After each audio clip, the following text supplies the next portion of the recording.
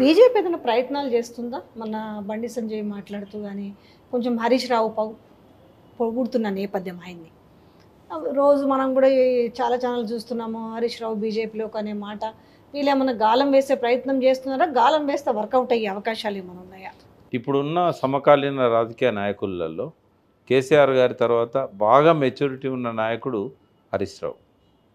ఎవరు అన్నా అనకపోయినా అంత ఈజీగా గాలానికి ఏదో ఎర్రబెడితే పడే అంత అమాయకుడు హరీష్ రావు గారు. ఎందుకు ఉండాలి ఆయనకు ఆలోచన? ఇప్పుడు ఎన్నటికీ అధికారంలోకి రాని పార్టీ బీజేపీ. ఇంకొక 10 ఏళ్ళైనా 20 ఏళ్ళైనా. ఎందుకంటే తెలంగాణలో ఈ వచ్చే యంగ్ జనరేషన్ కూడా బీజేపీ ట్రాప్లో పడరు. మోడీ మీద భ్రమలు పోతున్నాయి. రెండవది, అంతరిస్తున్న పార్టీ కాంగ్రెస్. వీళ్ళు చేసిన తప్పుల వల్ల కనీసం కేసీఆర్కు 9 ఏళ్ళు పట్టింది చాలా తప్పులు చేయడానికి. వీళ్ళకి 6 నెలలు కూడా సరిపోలే ప్రజలలో అపఖ్యాతి పాలు పొందడానికి. కాబట్టి ఈ రెండు పార్టీలు కూడా ఉదయించే పార్టీలు కాదు, అస్తమించబోయే పార్టీలు. ఇక్కడ ఉదయించేది ఓన్లీ మళ్ళీ బీఆర్ఎస్ఏ. ఎందుకు అని అంటే నేను ఇందాక చెప్పినట్టుగా బీఆర్ఎస్ బలము ఈ రెండు పార్టీల బలహీనతల్లో ఉంది, ప్రజల పశ్చాత్తాపంలో ఉంది, ప్రజల్లో ఉంది, ప్రజల ఆలోచనలో ఉంది. తెలంగాణ పేరు మారిస్తే కాదమ్మా, తెలంగాణ గొంతు ఎవరని చూస్తారు, తెలంగాణ హక్కులను ఎవరు కాపాడుతారని చూస్తారు. తెలంగాణ రాష్ట్రంతో ఎంపీలు లేనందుకు ఇవాళ పార్లమెంట్లో తెలంగాణ గొంతు మూగబోయింది కదా. ఎవరు మాట్లాడుతున్నారు? మంత్రులు ఎట్లాగో మాట్లాడలేరు. బీజేపీ గెలిపించిన 8 మంది ఎవరు మాట్లాడరు. కాంగ్రెస్లో గెలిచిన 8 మందిలో వాయిస్ ఎవరికి ఉంది? ఎవరికి లేదు. ఎట్లా మాట్లాడగలుగుతారు? రాష్ట్రంలో ఎందుకంటే గతంలో తెలంగాణ ఉద్యమం అప్పుడు ప్రతిదానికి కూడా అంటే మీన్స్ ఏ చిన్న ఇదొచ్చినా కూడా తెలంగాణ ప్రజల వైపు ఉండి పదవులని త్యాగం చేస్తుండేవాళ్ళు. చాలా సందర్భాల్లో బై ఎలక్షన్స్కి వెళ్ళారు. ఆ బై ఎలక్షన్స్ స్ట్రైట్గా గెలిచిన అన్ని కలిపితే దాదాపు దేశంలోనే 14-15 సార్లు గెలిచారు అనుకుంటా కేసీఆర్ గారు. అయితే ఇంకొక 2 ఇయర్స్ తర్వాతనో 1 ఇయర్ తర్వాతనో వీళ్ళు చేస్తున్న రాజకాలు కావచ్చు, కాంగ్రెస్ ప్రభుత్వం ఇచ్చిన హామీలు నిలబెట్టుకోలేని పక్షంలో మళ్ళీ ఏమన్నా బై ఎలక్షన్స్ తీసుకొచ్చే అవకాశం ఉంటుందా? అప్పుడు ఉద్యమం వాళ్ళు తీసుకురారు, డిస్క్వాలిఫై అవుతారు. నాగేందరే ఎగ్జాంపుల్ కదా. ఫస్ట్ నాగేందర్ ఎలక్షన్ జరుగుతుంది.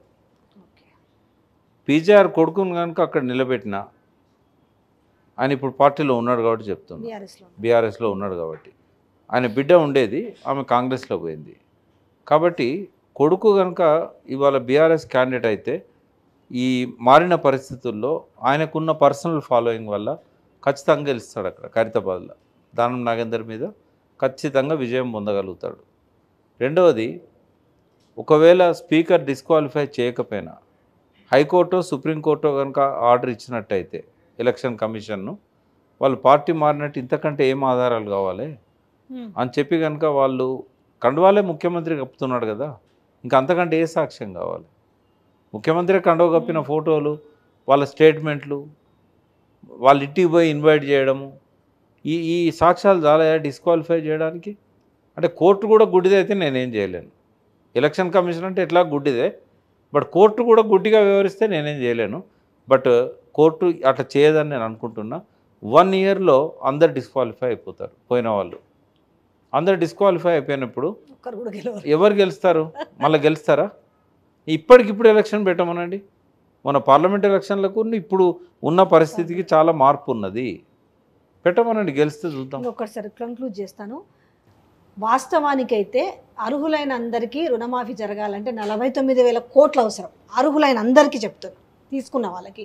సరే ఈ ట్యాక్స్ పేయర్స్ వీళ్ళని తీసేసినా కూడా బట్ ఒక 31,000 కోట్లే పెట్టిరు రుణమాఫీ కోసం.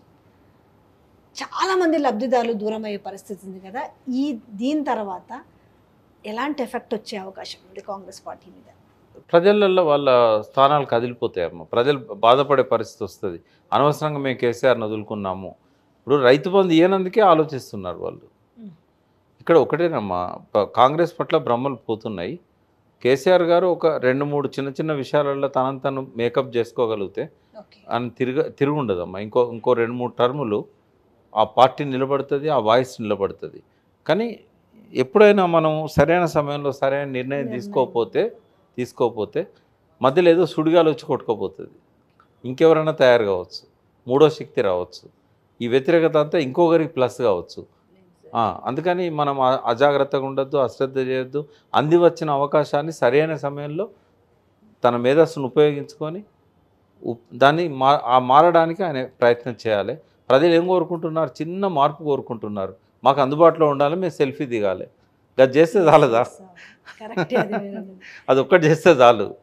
ఓకే. అన్ని ప్లస్ పాయింట్సే ఉన్నాయి. Thank you so much. Thank you. చాలా విషయాలు ప్రజలకు అర్థమయ్యే విధంగా చాలా క్లియర్గా చెప్పారు. Once again thank you.